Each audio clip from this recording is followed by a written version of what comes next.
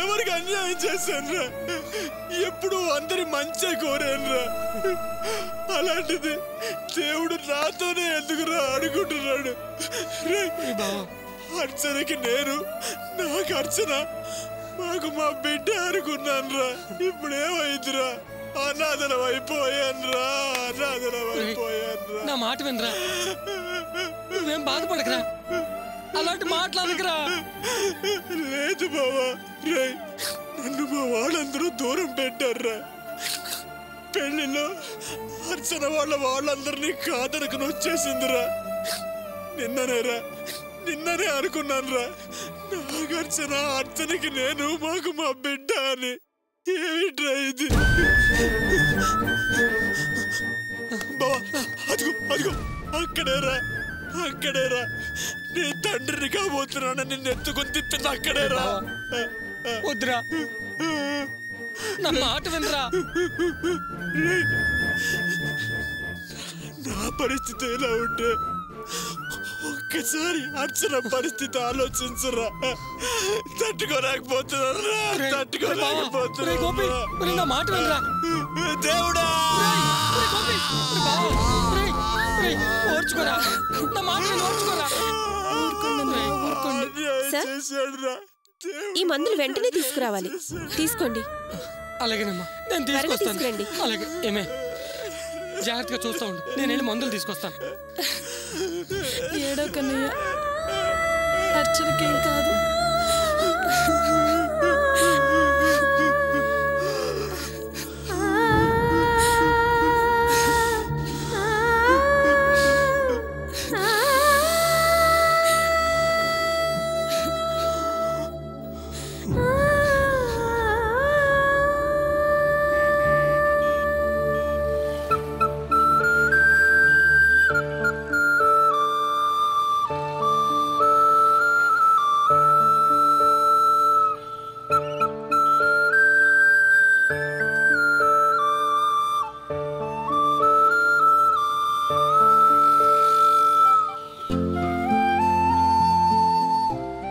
మామ, ఒక 5,000 అమౌంట్ కావాలరా. ఏంట్రా మామ కొత్తగా డబ్బులు అడుగుతున్నావు? ఏరా మధ్యాహ్నం దాటితే గానీ బోని అవదని నీకు తెలీదా? ఇప్పుడే స్కూల్ పిల్లలు దించేసి వస్తున్నారా. అది 150 అయితే పర్వాలేదు, అంత డబ్బు ఎక్కడుందిరా? రేయ్, మందులకే 1,500 అవుతుంది. డాక్టర్ ఫీజు, హాస్పిటల్ ఖర్చులు 2-3 వేలకు పైగానే ఖర్చు అవుతాయి. ఏం చేయాలో తెలియట్లేదురా. రే బావా, ఎక్కడైనా తెలిసిన చోట అడిగవరా, వడ్డీ ఇస్తానురా, ప్లీజ్ రా. లేదురా, నువ్వు ఎక్కడైనా ట్రై చేసుకోరా. సరే.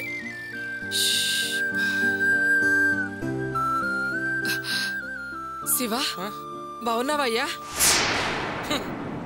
కన్న కూతుర్ని, అల్లుణ్ణి మీ బంధుత్వం వద్దని బయటికి పంపించేశారు. నన్ను బాగున్నావా అని అడుగుతున్నారు. నేను ఎలాగుంటే ఏంలేండి, బాగుంటే మీకెందుకు, పాడైపోతే మీకెందుకు? చూడయ్యా, మండపంలో జరిగిందంతా నీకు తెలుసుంటుంది.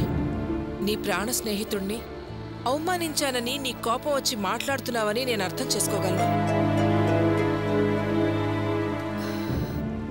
అర్చన వాళ్ళ కోసం నువ్వు నన్ను కోపడ్డం చూస్తుంటే నాకు చాలా ఆనందంగా ఉంది. వాళ్ళ మీద నీకున్న ప్రేమ చూస్తుంటే నాకు చాలా గర్వంగా ఉందయ్యా. కానీ నీకు విషయం చెప్పి వెళ్తాను. అర్చన్ని, అల్లుణ్ణి మండపం నుంచి బయటికి వెళ్ళమని నేను మనస్ఫూర్తిగా అనలేదయ్యా. తప్పని పరిస్థితుల్లో అలా అనాల్సి వచ్చింది. అంతా నా కర్మ. అలా జరగాల్సింది జరిగిపోయింది. జరిగిందంతా తలుచుకుంటే నా మనసుకి ఎంత బాధగా ఉందో నాకు తెలుసు. నా కూతురు, నా అల్లుడు మండపం నుంచి బాధగా వెళ్ళిపోతుంటే నా ప్రాణం నన్ను వదిలి వెళ్ళిపోయినంతగా విలవిల్లాడిపోయానయ్యా. చేసిందంతా చేసేసి ఇలా చెప్పే కథలు చాలా విన్నాను. మీరు చెప్పేవన్నీ వినే టైము నాకు లేదు. నా టెన్షన్లో నేనున్నాను. వెళ్ళండమ్మా. అలా అనకు శివ. కడుపుతో ఉన్న పిల్ల కన్నీళ్లతో వెళ్ళిపోతుంటే నా కడుపు తరుక్కుపోయింది. కానీ నేనేం చేయను చెప్పు? అవతల ఇంకో కూతురు జీవితం నన్ను ప్రశ్నిస్తోంది. అందుకే ఆ సమయంలో మౌనంగా ఉండిపోవాల్సి వచ్చింది. కానీ ఈ నిమిషం వరకు నేను ప్రతి క్షణం దాన్నే తలుచుకుంటూ బాధపడుతున్నానయ్యా. నా మనసుకి ప్రశాంతత లేదు. పీడకలలు వస్తున్నాయి. అందుకే పొద్దున్నే గుడికెళ్ళి నా కూతురు బాగుండాలని, దానికి పుట్టబోయే బిడ్డ బాగుండాలని అర్చన పేరు మీద అర్చన చేయించొస్తున్నా. చాలా ఆపవమ్మా. బిడ్డ బాగుండాలి, తనకు పుట్టబోయే బిడ్డ బాగుండాలని పూజలు చేసొస్తున్నారట. పూజలు. అయ్యో, కన్న కూతురే కడుపుతో ఉందే. అది బాధపడితే కడుపులో ఉన్న బిడ్డకి ఏమవుతుందని ఆలోచించారా? అందరి ముందు అవమానించి ఆమెను బాధ పెట్టి కడుపులో బిడ్డ కరిగిపోవడానికి కారణమయ్యారు.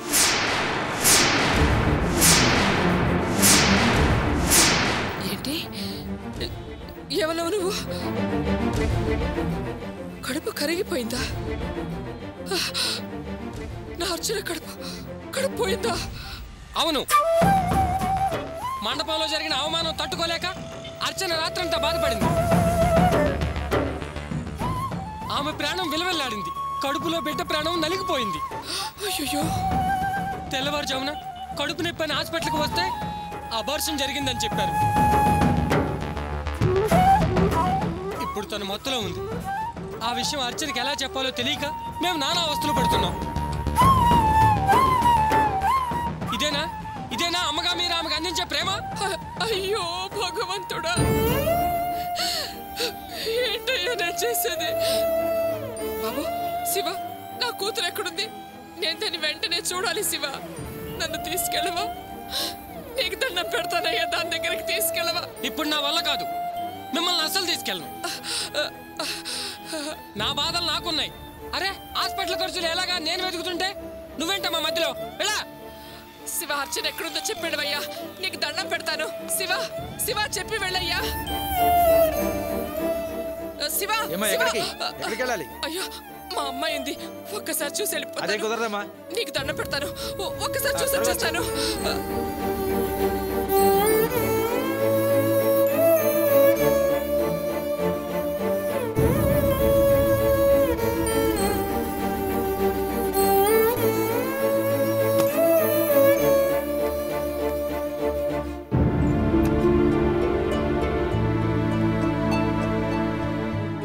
సార్, మీ ఆవిడ కళ్ళు తెరిచింది, చూడొచ్చు. సిస్టర్, తనకేమైనా తినిపించొచ్చా? జ్యూస్ లాంటివి ఏమైనా తాగించండి. అన్నయ్య, మీరు వెళ్ళి అర్చనతో మాట్లాడండి. నేను వెళ్ళి జ్యూస్ తీసుకొస్తాను.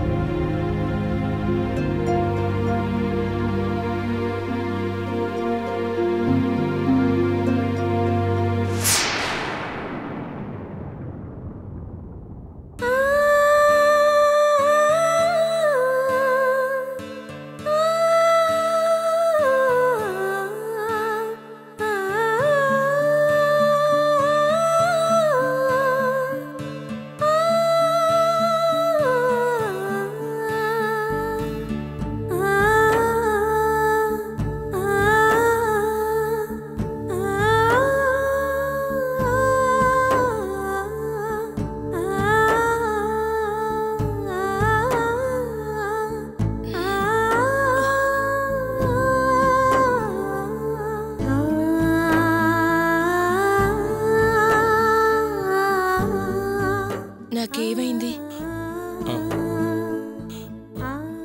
అది మన బిడ్డకేం కాలేదు కదా?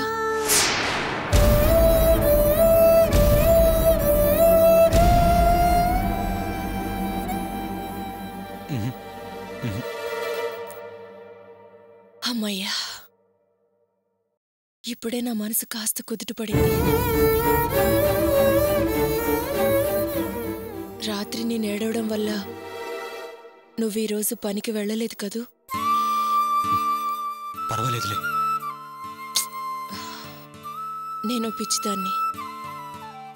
ఏదో ఆవేశపడ్డాను, బాధపడ్డాను, రాత్రంతా ఏడుస్తూనే ఉన్నాను. కానీ నువ్వైనా కాస్త గట్టిగా చెప్పొచ్చు కదా. నా మీద అరిచి నోరు మూయించొచ్చు కదా.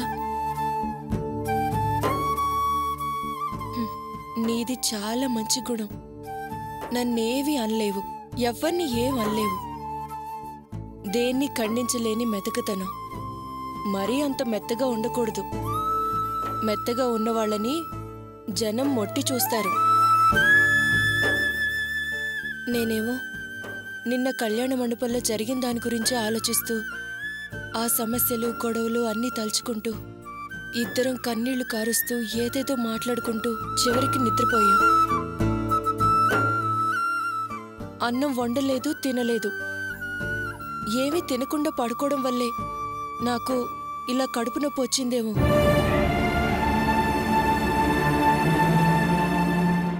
అవునా?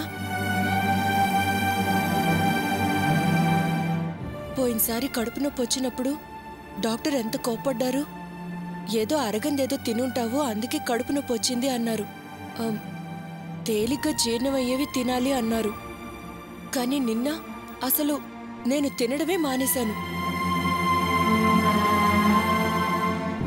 నా కడుపులో మరో ప్రాణం పెరుగుతుంది, నేను చక్కగా తింటేనే నాకు నా బిడ్డకి మంచిది అన్నారు. ఛ, నేనొక పిచ్చిదాన్ని. అవన్నీ మర్చిపోయి జరిగిన అవమానాన్ని తలుచుకుంటూ ఏడుస్తూ కూర్చున్నాను.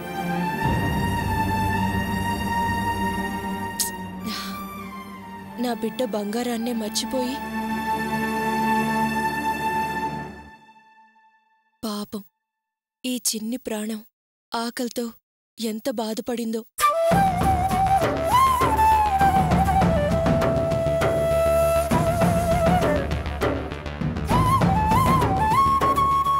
ఏంటి? ఏమైంది? నేను బాగానే ఉన్నాను కదా. నువ్వెందుకు దిగులు పడుతున్నావు?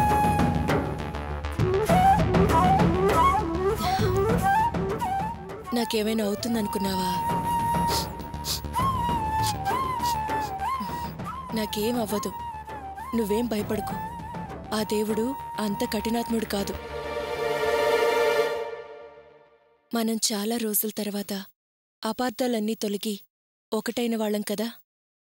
అంత తొందరగా మనల్ని విడదీయడు. మనం ఇంకా చాలా దూరం ప్రయాణం చేయాలి. అనుభవించాల్సిన జీవితం ఇంకా ఎంతో ఉంది.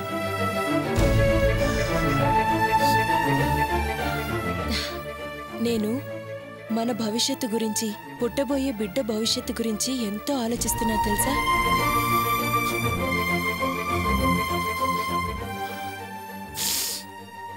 ఎన్నో కలలు కంటున్నాను. ఆడపిల్ల కావచ్చు, మగపిల్లాడు కావచ్చు, మంచిగా పెంచాలి.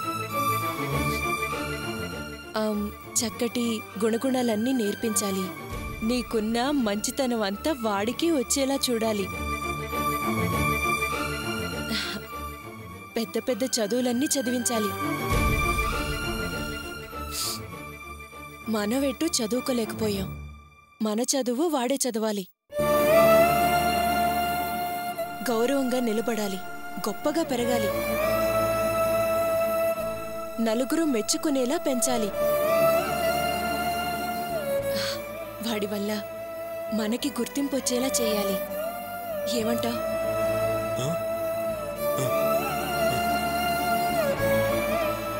ఏంటి, నా పాటికి నేను మాట్లాడుతూనే ఉన్నాను, నువ్వు ఏదో ఆలోచనలో ఉన్నా?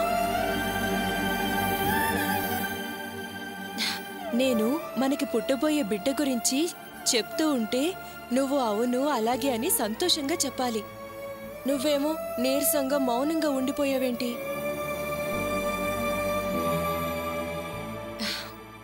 అవునులే, నువ్వు నాన్నవి కదా, కడుపులో ఉన్న బిడ్డ సంగతి తండ్రికేం తెలుసు?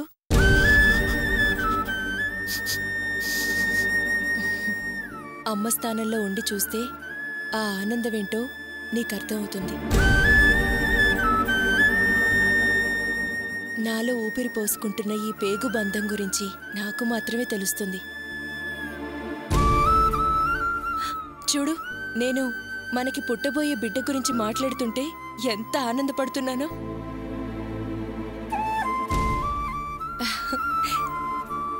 ఇంకా 3-4 నెలల్లో నా కడుపులో ఉన్న బిడ్డ కాళ్ళతో తంతుంటే, అటు ఇటు తిరుగుతుంటే ఎలా ఉంటుందో తెలుసా? ఆ ఆనందం మాటల్లో చెప్పలేరంట.